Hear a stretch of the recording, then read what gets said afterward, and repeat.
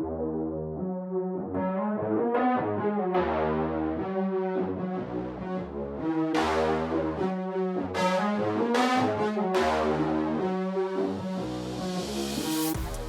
to the Gearbox Podcast. I'm your host, Jimmy Purdy. On this podcast, we're not just exploring the latest trends and technologies in the automotive industry, we're also getting real about the journey. Yes, the bumpy road of mistakes and lessons learned hard along the way. This is the Gearbox Podcast. The content you put out there, man, it's like, I feel like it's really directed towards like maybe industry professionals. I mean, what's your... could you just mention you just kind of recently started it? So do you have like a direction, or are you just like putting stuff out there and see what sticks? So about 2.5 years ago, I started a TikTok channel, and I had always had my personal Facebook that I would post random videos of, off the wall stuff we would see in the shop, and, my friends would comment on stuff. And I thought I was too old to use TikTok, but I downloaded it and got addicted to it. And I'd start uploading those videos of the random things I would see in my workplace. And it kind of, it took off. I got 10,000 followers, within 6 months or so. And I was like, wow, they're actually starting to pay me to post content.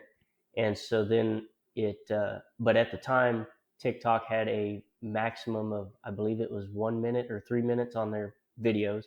So I had to keep it short. And so there wasn't really any information going on. It was just, oh, wow, look at this dumb thing that rolled in that was all messed up, And then when they increased the time limit to 10 minutes, that's when I started creating videos on how I would do tasks. And it's not geared towards the DIYer. Actually, it just it kind of shows just the caliber of the work that we try to provide, and some things to watch out for if you are trying to do the tasks that we're doing, and how easily a technician can get sideways on a job if he doesn't look at all the things that we're doing. And so then people really started to like the content and share it a bunch. And I mean, we're getting to where TikTok's paying bills for us now. We're making, on a good month, a couple of grand on TikTok. And if you look at it just from the aspect of time invested versus rewards on the income, it's a wash, right? Like I invest way more time than I make on money. But then, and sorry if I get off on a tangent here. But, no, do your thing, man. It was right at about the time that we hit 100,000 followers on TikTok. And I knew that people would steal content. It's a known thing. I mean, the biggest channels on earth have all their content stolen and posted on every other platform. But I just don't have enough time. I run the business. I'm a technician in the shop full time. I have a wife and 2 kids. And then trying to do social media on top of that is just exhausting. And I started getting tagged in videos on Facebook of my content. And I was like, well, whatever, like it is what it is. I can't do anything about it. And so that went on for a few months. And then I just happened to look at somebody that tagged me in a video, and it was one of my videos, had 1 million views or whatever. And I didn't care, but the page that it came from said Stratemann Automotive, and it had like 2,000 followers. And I'm like, oh crap. And they had it listed as a business. They had our address on there, our phone number. And I'm like, wow, this could really be bad, because people could think they're messaging me and they're actually messaging somebody that's just stealing my content. They could say something inappropriate on the internet that would, reflect on me. And so I got the little blue Facebook check mark for my personal page, which you cannot get for your business. Like that's a thing that they're rolling out, which seems ignorant to me. It's like, you just take my money and give me the check mark so that this is a legitimate page, so that people don't get defrauded on the internet. And so I got the blue check mark, and that actually lets you talk to a Facebook professional or like somebody support staff. It's an actual human. And so they took down the fake pages, but then they just reappear faster than I can take care of them. Like there are 30 or 40 fake pages out there. So I was like, well, what's my options here? I said, I'm not going to sit around all day just taking fake pages down. And at the time, that one page had 2,000 followers, and my personal business page only had like 350. And this was 4 months ago. I only had 350 followers on Facebook. So I was like, whatever, I'll just start posting my TikTok content on Facebook, because people are already posting it and it's getting views, and we'll just see where it goes.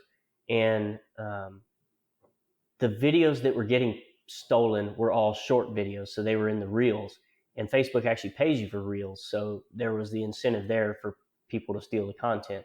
Well, all my newer stuff is 10-minute long videos. Like I'm striving my best to cut it down into a 10-minute video. And so I was like, well, these aren't going to go anywhere on Facebook. I'm going to upload these 10-minute videos and they're just going to fall on their face. I'm going to get 2 or 3 likes and that'll be it. And I'll be damned if we don't have 80,000 followers in the last 4 months and it's all been the long form content that has taken off. I mean, my reels do good and I make a couple of $100 off Facebook reels, which I didn't even know I was signed up to make money on Facebook. I just got a PayPal notification. I made $200 the other day and I was like, oh, that's cool.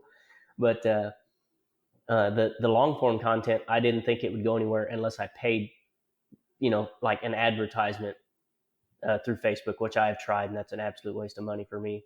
But I mean, these 10-minute long videos are getting, 10,000 shares and 1 million views, and it just does it on its own. I don't pay anything extra. I don't share it to a bunch of, mechanic pages for people to watch. It just took off. Organic, huh?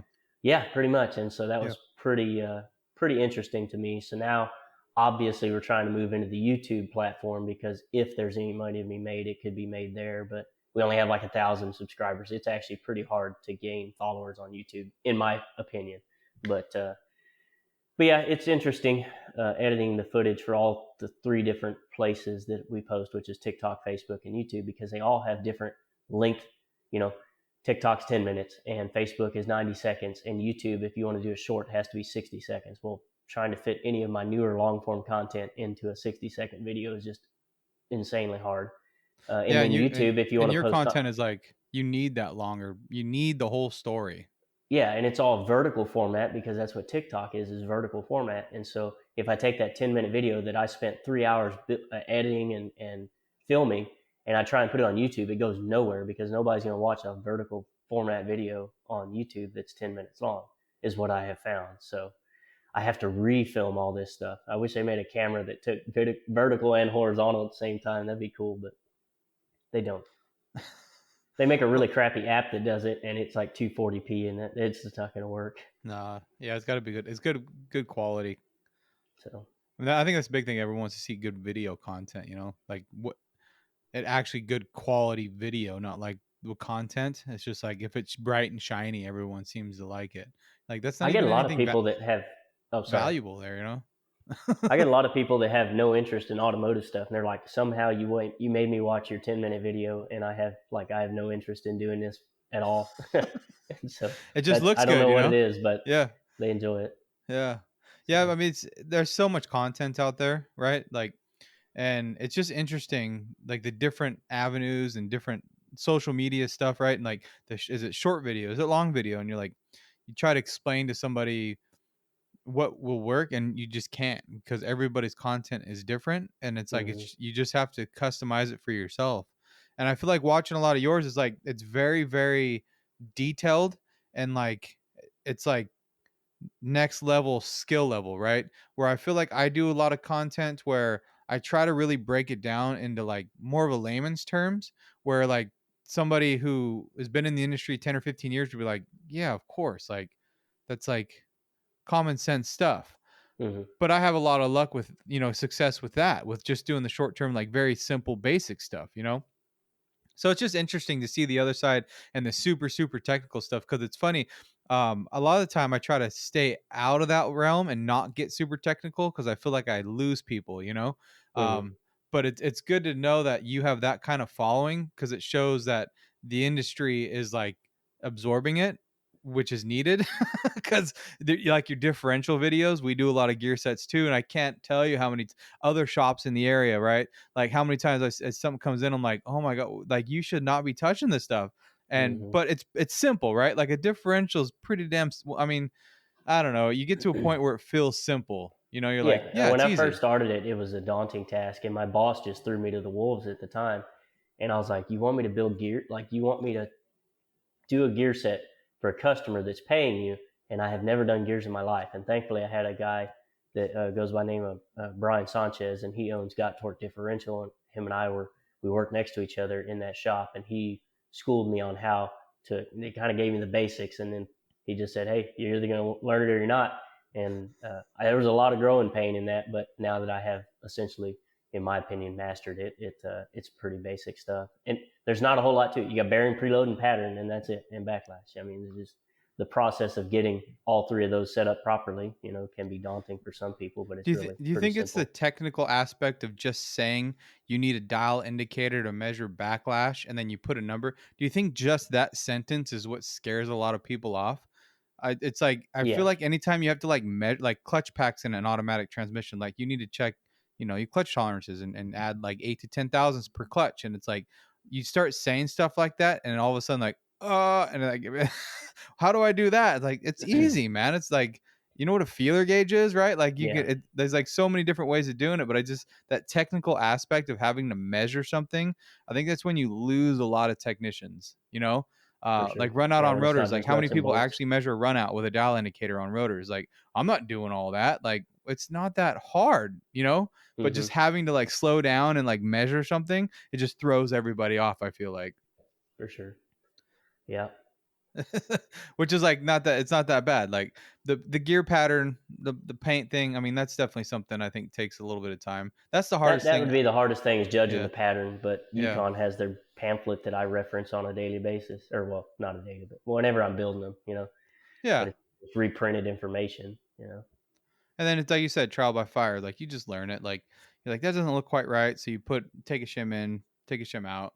The Oh, worst trial by fire was it was 2018, and I was working at that shop that threw me to the wolves on them, and I was getting where I was pretty comfortable with them, and I had a like 50-mile Chevrolet pickup come in. The dude bought it brand new off the lot, put 35s on it, and wanted to regear it, and this thing was a brand new truck, and so we put 456s in it, and I made it about a 3/4 of a mile, and the truck just started to drag a little bit, and then the front tires locked up like as if I had hit the brakes. I thought there was something wrong with the ABS module. I was like, what the hell is going on? And I had to find out that the lift kit points the pinion up like this. And so now the pinion bearings that are normally submerged in oil are no longer riding in the oil at all. And you can't overfill the diff enough to make up for that. And it was an auto 4x4 truck. So the front drive shaft was spinning while I was driving at the highway. That sucked. I was really, and at that point, I worked for a shop that made you pay for parts that you would mess up and eat your labor, and they would damn near threaten to back flag you. And like, oh god, it was terrible. ouch. I learned to be good that way, and I thought that that's how you're supposed to run a shop. And so, um, you're part of the ASOG, right? Yep.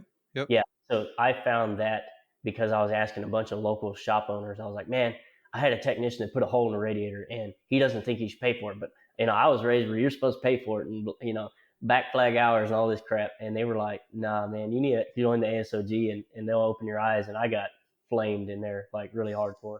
And I mean, I'm super grateful. I tell every shop owner about the ASOG that seems like they give a damn about what they do, and Yeah. it saved my shop. And I probably make I joined they had a little program for newer shop owners in the ASOG, and I joined that, and it probably uh, doubled our revenue, and therefore allowed us to. I mean, I pay my technician, or my brother, who happens to be my helper. He makes 6 figures working for me, and we're in some podunk shop 6 or 10 miles from the nearest town, and I just never thought that was a thing, you know.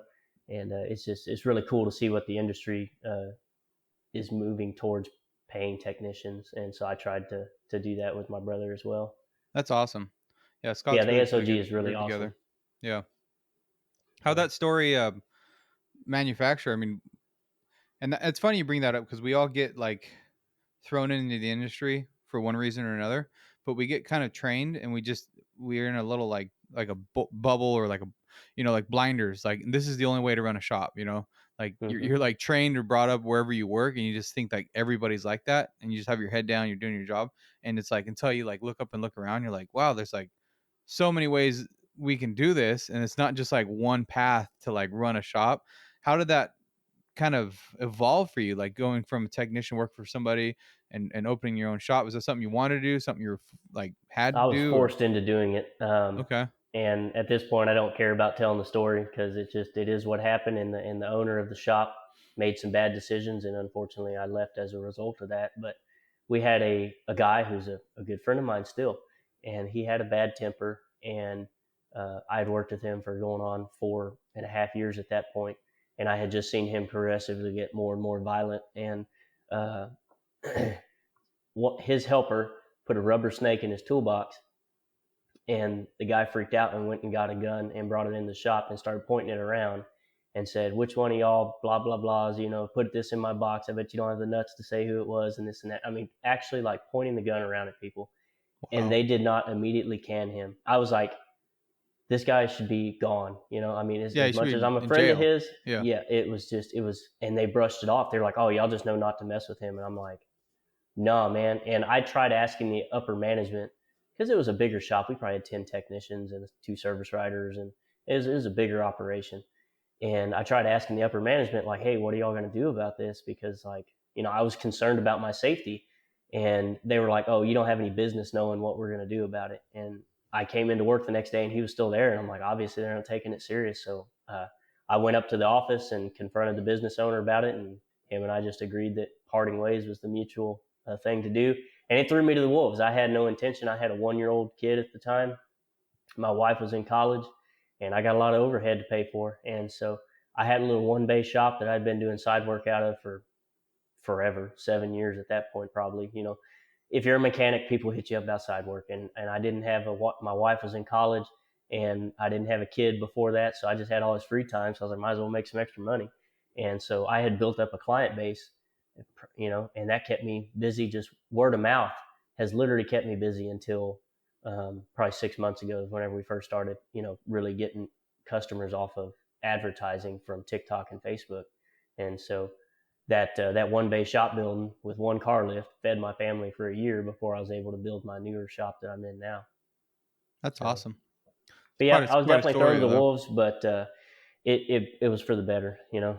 I'm able. Yeah, you got. I mean, safety comes first, right? Like you can't. That's not cool. That's quite. Yeah, and everybody in that shop carried a gun. I'm amazed that somebody didn't get hurt that day. It was just nuts. But yeah, that's a crazy situation. That's quite a turning point, but you made the best of it. Seemed like it was the right thing. I mean, obviously hindsight, it's probably what needed to get you out and to do your thing. Yeah, you're doing the right thing, right? So yeah, you're in a pretty remote area. Yeah, not as remote as some places. San Antonio is a short, 30-minute drive, so we get a lot of folks from the San Antonio and Austin area, but a lot of hometown people. We just put up a billboard. I didn't even know those were attainable for my income level, but our local town apparently doesn't charge much for billboards. They're only $450 a month, and so we put one up last month. And because work just seems to come in waves. It's like we have nothing to do, and then we're just swamped. We're normally like a week and a half out, and I like to keep it that way because it's where I'm most comfortable, is a week and a half out. And we got down to where we had 1 job left, and we got 2.5 technicians standing around with nothing to do, and I'm working on my lawnmower and my personal trucks and stuff. Like, man, how are the bills gonna get paid? And then the floodgates opened, and now we're almost a month out on work. It's just insane. Yeah, it's riding the wave, man. It's like, no rhyme or reason either. And you try to get to the seasons, and it's like, I don't know what the seasons are. Yeah, no, winter. Well, February seems to be it's for the last 3 years has been our slowest month, and that was true this year as well. And our price increase has definitely caused less people to come to us, because we are definitely the most expensive shop in the county. But that's just what I have to charge to do what I want to do with the business and provide people with the service that we do, and warranty, and paying my technicians what they ought to be paid. I think my brother, he's an absolute genius. I think that he could go and make more money somewhere else, but I think he likes the environment that we work in, where we have an interesting situation, because my brother is also the service writer and the technician and the parts guy, just as I am too. And that's what works out best for us, because there's no middleman to lose communication between me and the customer, of, hey, your front end clunk, was it going around a corner, or was it going over bumps? And a lot of shops have to have service writers, and I have nothing against shops with service writers. This is just what works best for me, because there's no lack of communication or loss of communication there. So yeah, I mean, there's so many different ways you can set it up, and I think there's like that stereotypical kind of like, you have your advisors, and you have 2 or 3 techs per advisor, and like you kind of set and build it that way, and that's a model that works. Like, it's proven, but it doesn't mean it's the only way, right? Yeah, everyone has a unique situation.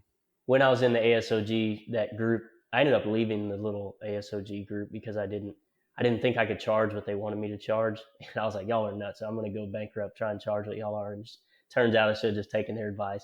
I want you to say that for the people in the back, because yeah, no, if somebody tells you should do something and they own a bigger, much more profitable shop, you should probably just listen. But one of the things that they told me I had to do was get a service writer, and they wanted me to.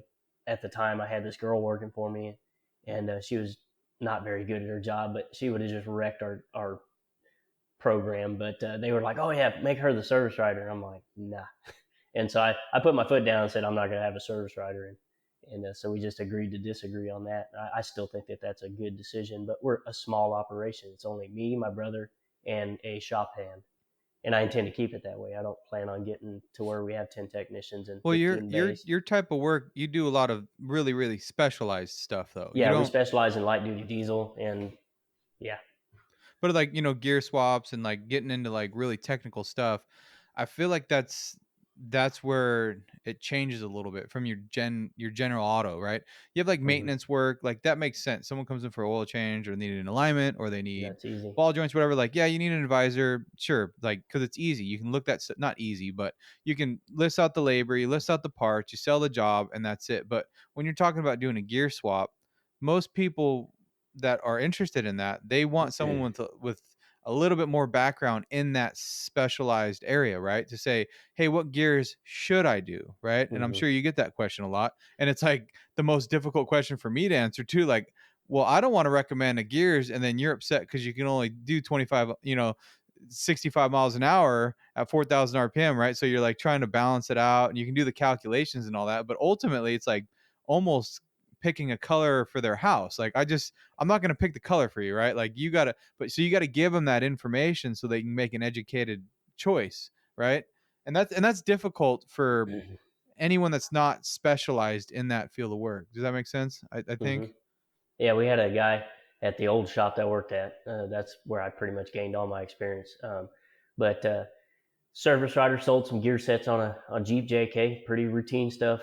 They ran a special. It was outrageous. It was like $1,600 out the door, front and rear gears, and of course technicians getting boned for like 6 hours for the whole front and rear gear set. And it was what it was. I could get it done in a day, and I was like, whatever. I'm helping the business get business. So, but we had a JK come in. They wanted like 513s, and I went to fire this thing up, and it had a diesel in it. I'm like, that's odd.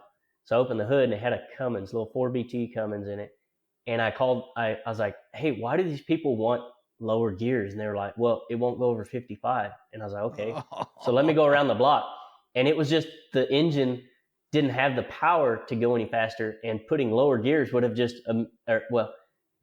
without getting super technical, the governor inside the injection pump wouldn't allow the RPM to go any higher. So adding lower gears would have made the vehicle slower. I'm like, if anything, you want to go numerically lower so that it, and so all we ended up doing was turning up the injection pump, and they were tickled pink. And I didn't do a gear job after all, but the service writer didn't think to ask those questions of why do you want a lower gear? What is your end goal? And so. Yeah. And that's the point of like that having that technical background, and as well as the process works, that's the stuff that gets slipped through the cracks, so that all of a sudden I get a lot with transmissions, right? They come in, they think the transmission's slipping, and it ends up being an engine misfire. And they're calling around getting quotes on transmissions, and you just book the appointment, you buy the transmission, you order it, they show up, the transmission's there on a crate, or we're ready to pull it out and rebuild it, right? And you do all that, and it's got the same problem. It's like, well, doesn't well, it had a misfire, so it's like being able to have a process that stops it at the front. And I've ran into that before, being transmission specialty, having that problem. Everyone's all gung-ho that we need a transmission, we do this and that and the other thing. Like, hold on, we're stop for a little bit, we're going to inspect it first. Let's like see if there's any underlying issues, right? Especially with GMs with mass airflow sensors.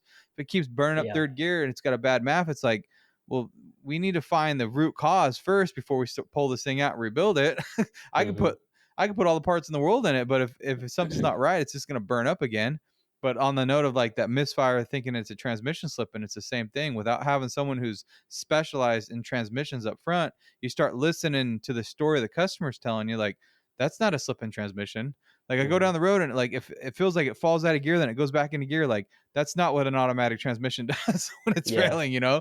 So it's like it's important. I like your concept of having someone who's technically able to be in the front, because that's what most people want, right? They want to go in there, they want to talk to the guy that's got the experience, and then immediately they're like, "Yep, I'm good here." You know, a little bit of technical jargon, and they feel so much more comfortable about spending their money there because they're talking to someone who with that intelligence that's on that level.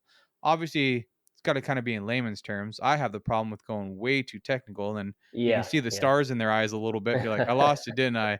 Yeah. Yeah. Sorry.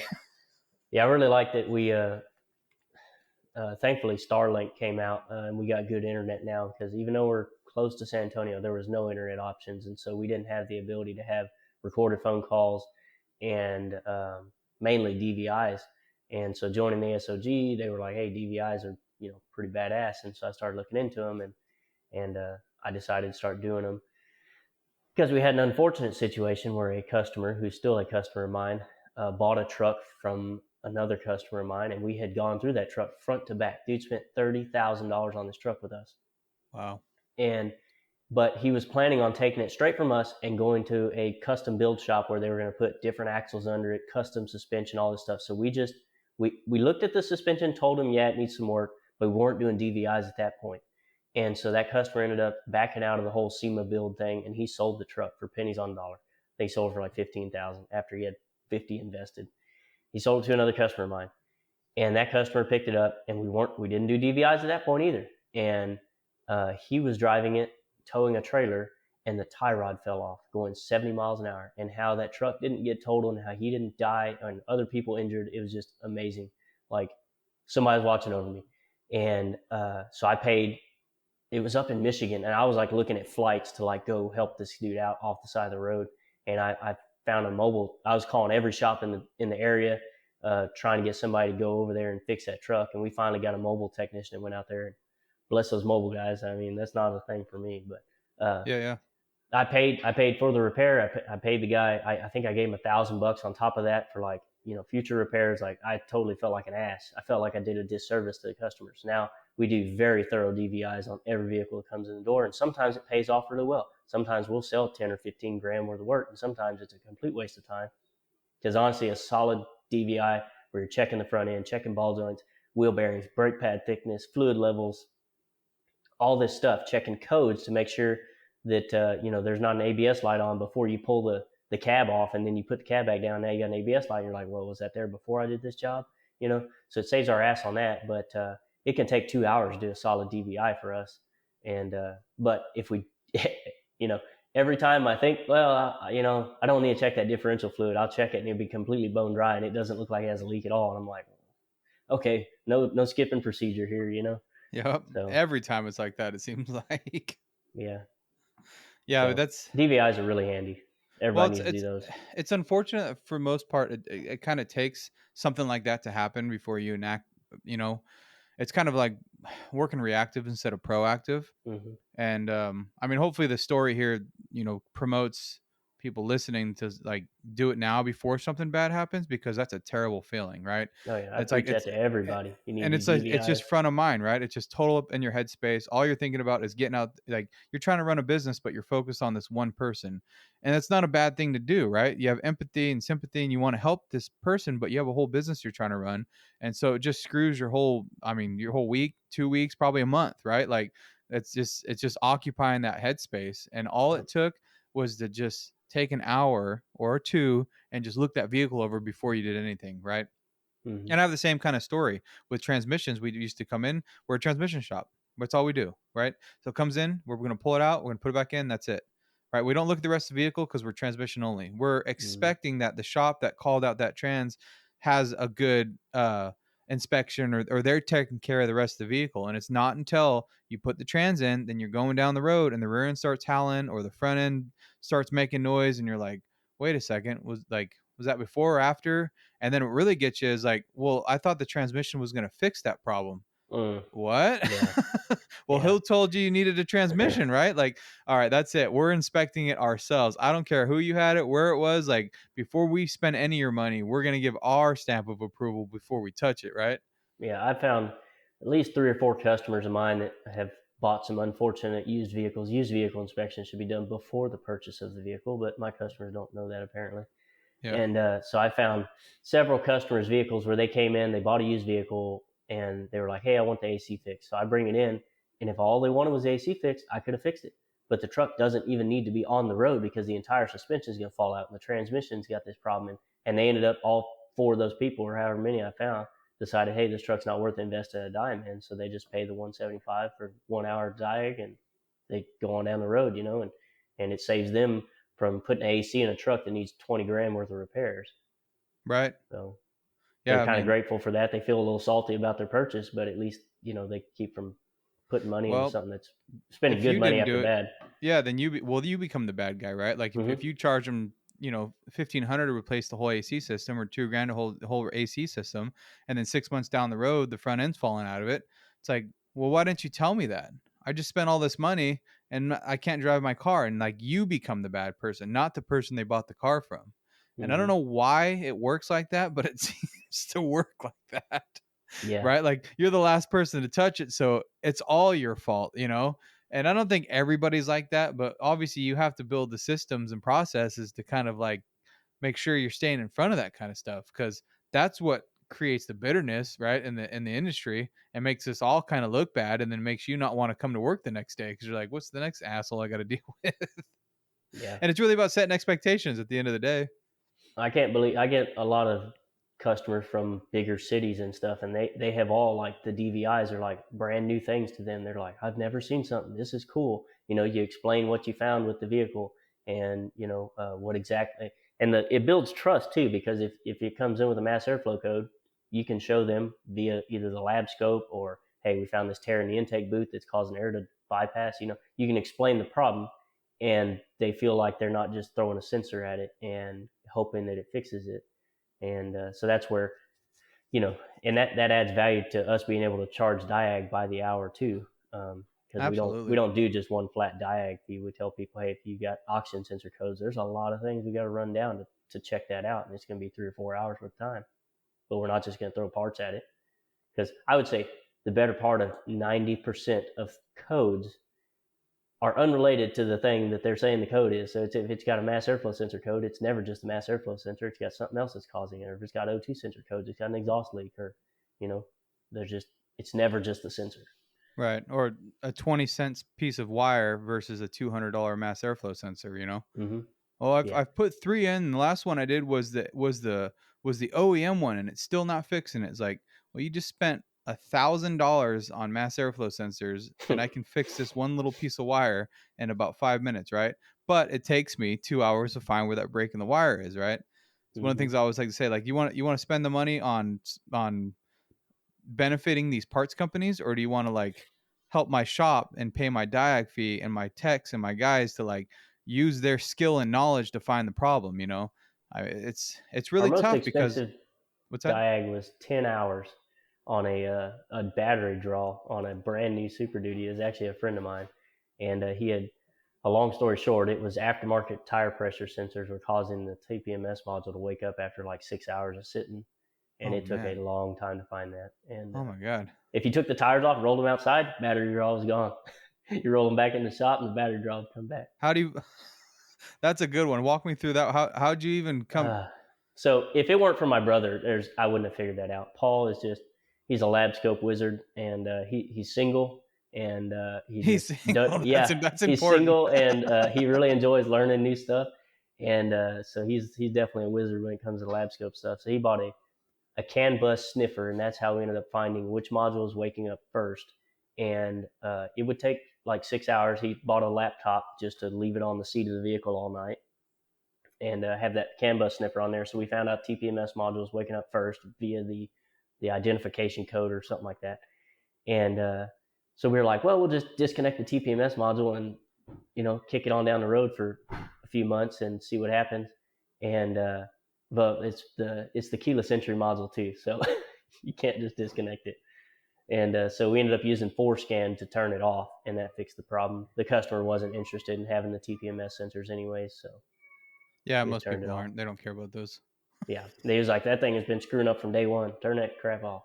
Yeah. So Easiest way. That's yeah. Every time I think the parasitic draws are going to be simple, because they Mm-hmm. typically are, right? Yes. Those ones pop up and you're like, what in the hell is going on here? Mm-hmm. Yeah, I've seen. Oh man, some crazy stuff. But yeah, I like the simple ones where somebody put a relay that's got constant voltage or something. It's always the aftermarket stuff that Oh somebody yeah, else added. That you disconnect that and the battery draw's gone. You're like, okay, cool. easy. Usually the radio. Usually that Mm-hmm. aftermarket radio every time. Or someone left. I had one. They left a Streamlight charger plugged into the back of the cigarette lighter. Mm. And it was like I looked in the back and seeing the little light was on the Streamlight charger, and it was like unplug it, boom, done. And he's like, I spent like 3 days trying to figure out what it was. I'm like, oh, that was easy. Yeah, I had a JK come in that was like heavily modified, got big radio and all that stuff. And I disconnected the negative terminal. I put my battery or my leads in line, and something just looked off on the voltage reading or the parasitic draw reading or whatever. And it had another battery for the radio underneath the rear seat, and the battery had failed and was draining the main battery. And I was like, oh Mm. wow. I was like, why when the battery's disconnected, I still have voltage here. Oh, So I see. Yeah, yeah. yeah, those are fun. A lot of fun with those. Mm-hmm. Hey, with But your yeah, I don't believe in flat diag fees. It's really no, cool to see that people are like, hey, if you got this crazy problem, we're going to charge you $500 right off the hop, and then we're going to call you for more if we need it. So that's kind of cool to see the industry actually charging properly for diag, because the shop I used to work at, just 1 hour diag flat rate. And so as a technician, you tend to cut corners. I never did, because I just knew it would come right back and I'd have to diagnose it for free and get complained at by the boss. So, mm-hmm. but it doesn't incentivize the technicians to want to do those hard to find jobs when you're only going to pay them 1 hour. So shops got to start charging appropriately for that stuff so that they can better their technicians. And Yeah, and that rolls right back to like the inspection process, because if you don't start with an inspection, you don't really know what you're up against. And that's one of the things I try to explain to a lot of clients that come in. It's like, when we charge for our inspections, right? Like, I don't, I mean, of course I care, but like, I don't really care what it's coming in for until we do our inspection. Like, and you pay for that, right? So we have a flat fee. It comes in, we spend an hour with it, and then we can move forward, right? If you got something that comes in and he's like, oh, I've had this engine light and I had AutoZone check it, and they say I need an oxygen sensor or whatever AutoZone said, parts supplier they wanted to sell parts to fix, right? Like, I don't care. You do the inspection, you start noticing there's like mice everywhere and there's a lot of chewed up wires. That's a totally different diagnosis fee than something that comes in and it's spotless and it's clean and it looks like it's a maintenance vehicle, right?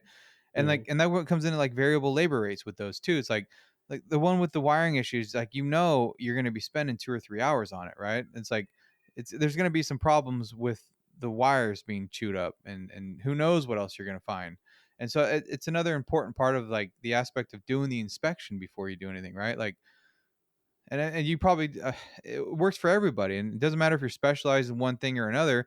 If someone comes in, they want gears, it's like, well, you just need to inspect it first, see what's going on. Like, you check the Mm-hmm. fluid and there's no fluid in the diff, that's a totally different gear swap than if it looks like it's been maintained the last 10 years. You know what I mean? Like, Yeah. we're probably gonna need a lot more stuff than just your standard gear Yeah, set. people don't And realize how much time is involved just cleaning a housing. They're like, you want to charge me an hour and a half or 2 hours to clean the housing? I'm like, yeah, it's a bunch of damn work and a whole case of brake clean. oh, okay, so And that's where all the yeah, damn brake clean goes on. yeah,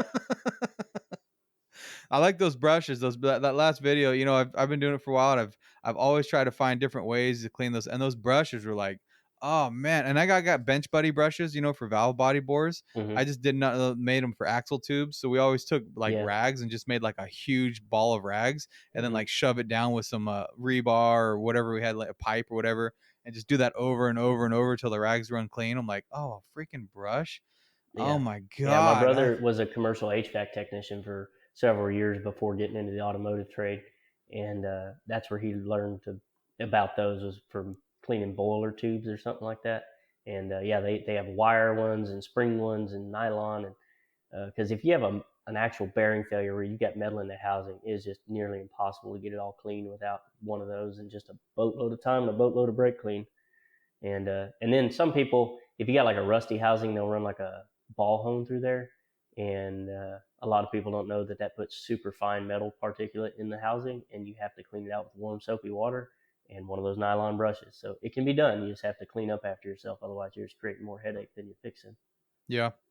Yeah. Especially the next time you do go to change the oil and you're like, oh, there's metal in this. The Mm-hmm. rear end's failing. And you're like, no, that's just someone didn't clean it up. Yeah. Like the ones that don't flush coolers when they put a trans in. It's like, there's a bunch of metal in the pan. I'm like, yeah, as Mm-hmm. soon as you started it, it all pumped out of the cooler because you didn't flush it. Yep.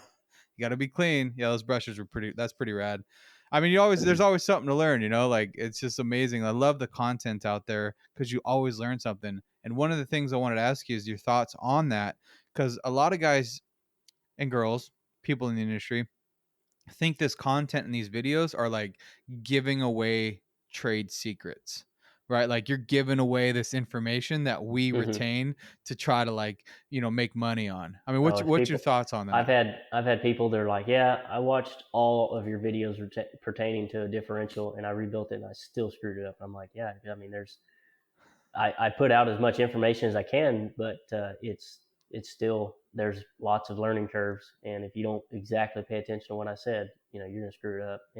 But there's a lot of specialty tools. I got press sleeves. I got $2,000 Yukon bearing driver set. I got just loads of tooling to be able to do all that stuff. The rotational drag gauges are like $300.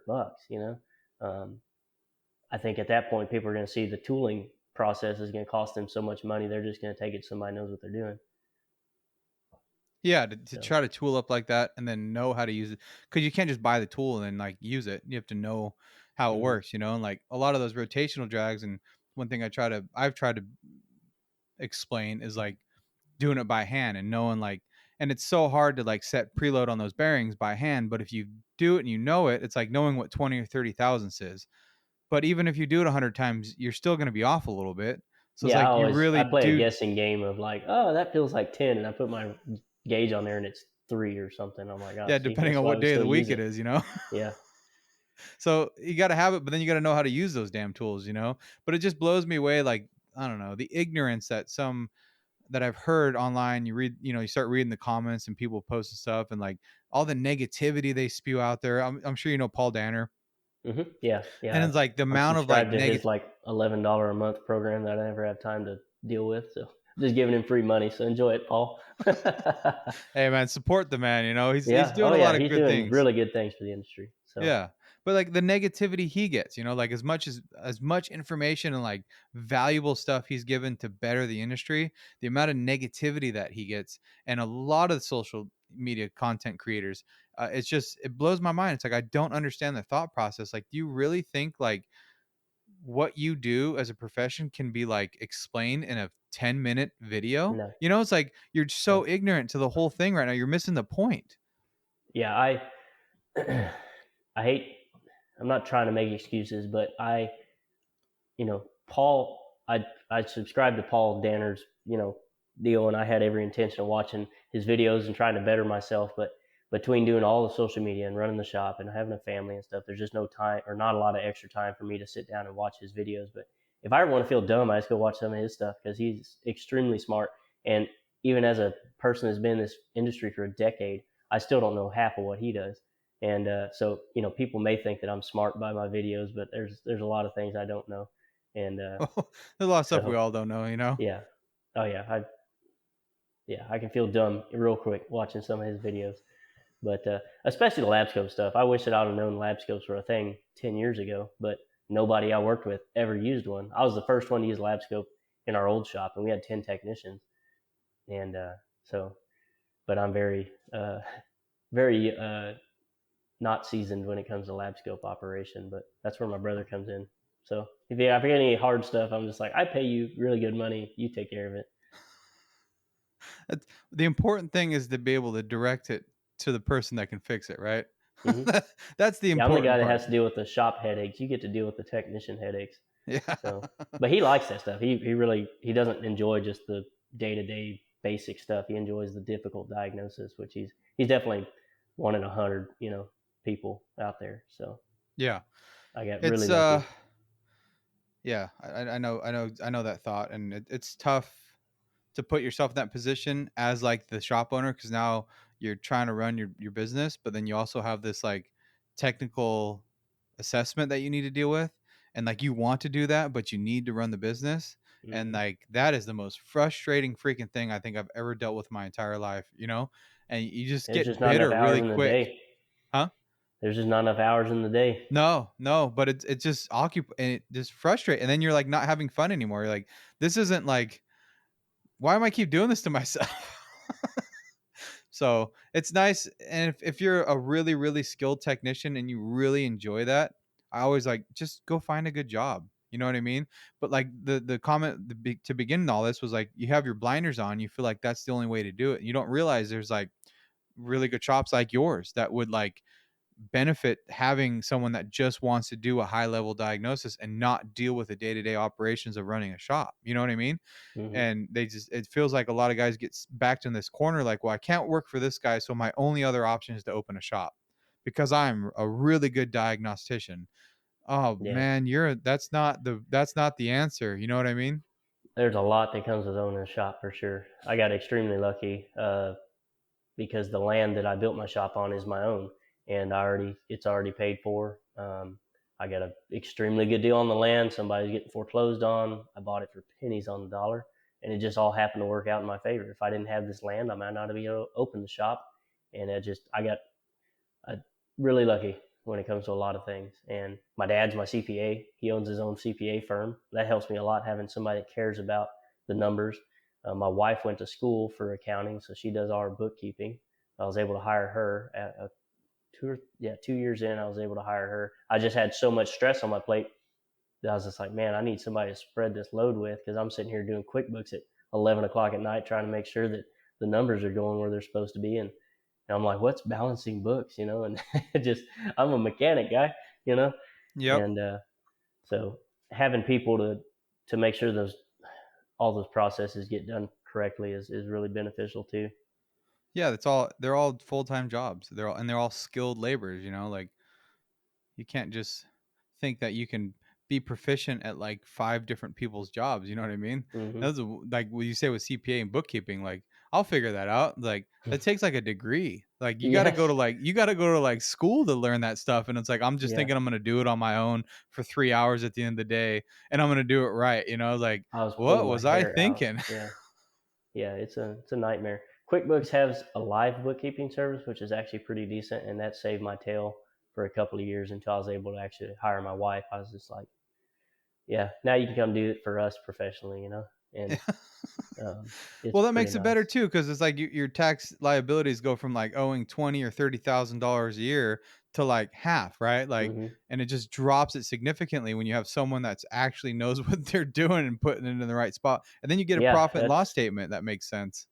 that's making money is half the battle. Telling the government where that money went is the other half. And if you got somebody that doesn't care what they're doing or doesn't know what they're doing, you're going to end up paying a hell of a lot and get yourself in or not paying enough and get yourself in a pickle.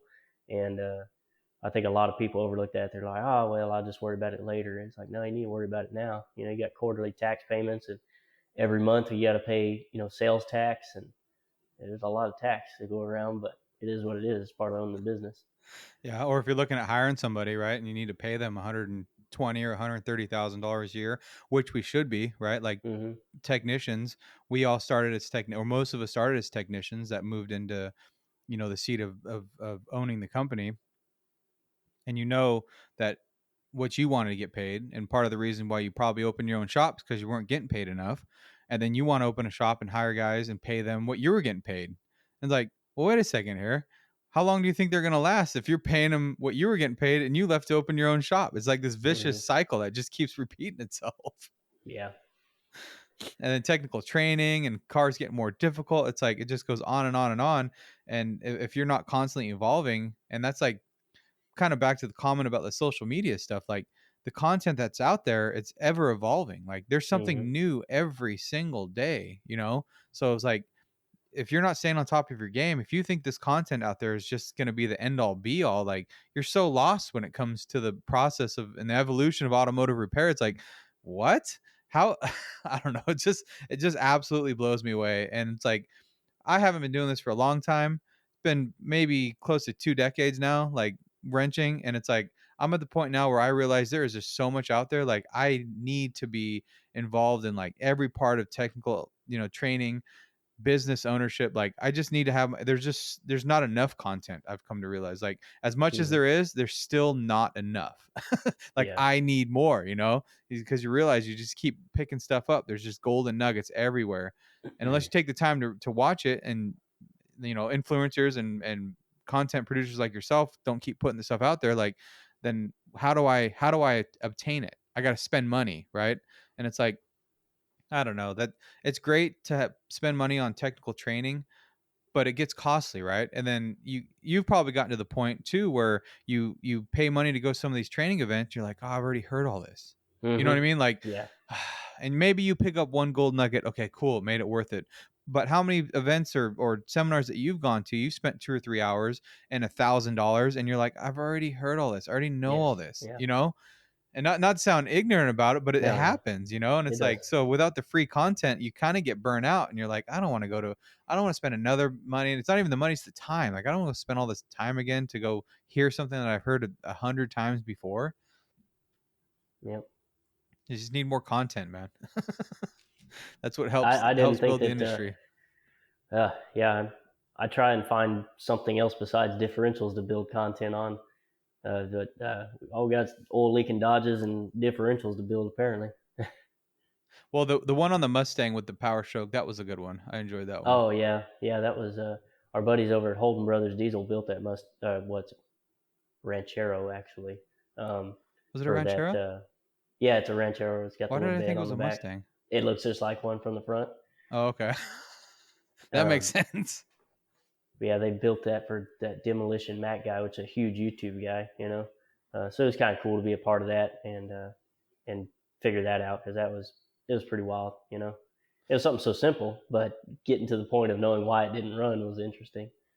Well, So, being able to stop and like get your stuff set up and like start in video, that's the problem. That's the problem I have with putting content out, is like I get through, I'm like, that would have made an awesome freaking video, right? And then you're like, so do I like go back, like put everything back the way it was and then work? hmm No, I got to that's move what we on. did on that one. We didn't know if we were gonna be able to fix it, and we we just we got it to where we figured out the problem, and then we're like, oh, this would make a cool video, so let's go ahead and start over. Oh, you And did? Okay. hmm Well, that's I always think about that. I'm like, no, I'll just move on. But it's like, maybe I should go back because that would make pretty good content. Or I like Paul Danner because he just like puts it out there, gets all oh yeah, frustrated dude, and like yeah, works through it and then like figures it, like, damn, you got cojones, man. Like yeah. he knows he's gonna figure it out. And like you hmm see how frustrated he gets, and he's like, oh, and it's like, but he just keeps on going, and it's like, oh man, I can't do that. I've tried doing videos like that, and it's not as easy as he makes it No. look. He's extremely smart, and yeah, and when he opens the scanner, he knows he's gonna fix it. I mean, he's a very smart individual. But Yeah. yeah, no, I'm like, I'll take a video or a picture of the codes and maybe why it came in, and then I'm not gonna video again until I figure out what's wrong with it. Well, it's So, the editing, man. It's like that's like a whole and it's like if you can just do the video without having to edit, and it's like that's what I try to do, is like, okay, I'm gonna film this so I don't have to edit it at all. Then you watch it and then you start editing it. Like, who are you editing it for? Like, when do you stop like making changes? And it's like, then who really even like cares about like the small changes you're making? That's what drives me. And like you said, like spending 3 or 4 hours making this video, and it's like you probably just get to the point where you're like, you know what, that's probably good enough. Like that hmm gets my point across. I need to stop right now because I'm going to spend half the day on this thing for no pay. yeah, if it weren't for CapCut, people would hear a lot of ums out of me. Um, uh, you know, I cut a lot of those out, so I don't sound so dumb. That's the stuff people like to hear, man. No, yeah. They see my screw ups. I don't hide any of that. I mean, I set a truck's engine on fire the other day, and it's on the video. It's just I forgot about brake clean fumes that were in the oil pan. It's pretty explosive stuff. It's just so Can't it's be perfect, man. That's no, you that's the can't. point. And I Well, show that we make mistakes too, and how we fix them. yeah. And I think people, I don't know if they enjoy seeing it, but people watch it. So Well, I appreciate your time, man. This has been awesome. yeah, A lot of likewise. cool stuff. Glad you had me on. Yeah. And again, Ryan Stratemann. Stratemann, you nailed it. Stratemann, got it. And you're located in? We're just south of San Antonio, kind of in between Floresville and Pleasanton. Okay. So. And you're how do they find you on your TikTok, Facebook, Instagram, YouTube? On YouTube it doesn't have anything linked, but on TikTok and Facebook, our address is there, our phone number's there, our email's there. And one of the cool things that has come out of the social media thing is we get customers from everywhere. I had a guy call me from Pennsylvania about, that's the opposite end of the continent, wanting me to work on his Ford Transit. And he's very serious about it. I guess he builds custom transits for like multimillionaires. And he's like, I got a bunch of them in Texas. I want you to work on all of them. I'm like, whew, okay. Like, I got another guy from Oklahoma, been screwed over allegedly by a few shops and wants to bring his truck to us. And he's like, I took my truck to a shop and it sat for 6 months. And, I'm like, that's pretty bad. But there's always two sides to that story. He could be a bad customer, but It doesn't sound like he is, And it's nuts. We got our first 3 out-of-state customers are all from Louisiana. And it's nuts that people are willing to drive that far for just people doing their job correctly. Right. And I'm like, I tell people, I'm like, I know we're not the only shop that gives a damn about the quality of the work that we produce, but ask around on your local pages and see if there's somebody in your area that maybe they just don't post as much on the internet as we do, because it takes a lot of effort to post the videos we do. I could make more money if I just stuck to turning wrenches, but it's good advertising for us. At this point, I actually know that it's actually working as advertisement, so that's awesome. Cool reason to do it. Well, so. and it betters the industry as a whole, right? Because some people that are in those situations, they just feel like, oh, this is just how all auto shops are, and then they run across your content and they see what you're doing, like, oh, there is someone that's different. There is someone that's going to do it right, and that's what's the most important thing, because you don't want them to just scrap these cars and go buy a new one.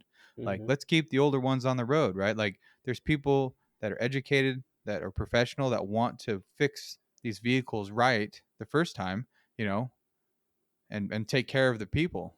That's what's lost. So yeah. So if anybody's looking for you on the socials, what's your is it just Stratemann Auto? Stratemann Auto across the board. That's awesome. So I highly recommend anyone listening to look up his content, because it's awesome. It's good stuff. We try to keep it interesting, throw a little comedy in there occasionally. I'm a part-time shop owner, full-time comedian. I love it. So, yeah. Well, awesome, man. I appreciate your time again. Yes, sir. You have a good one.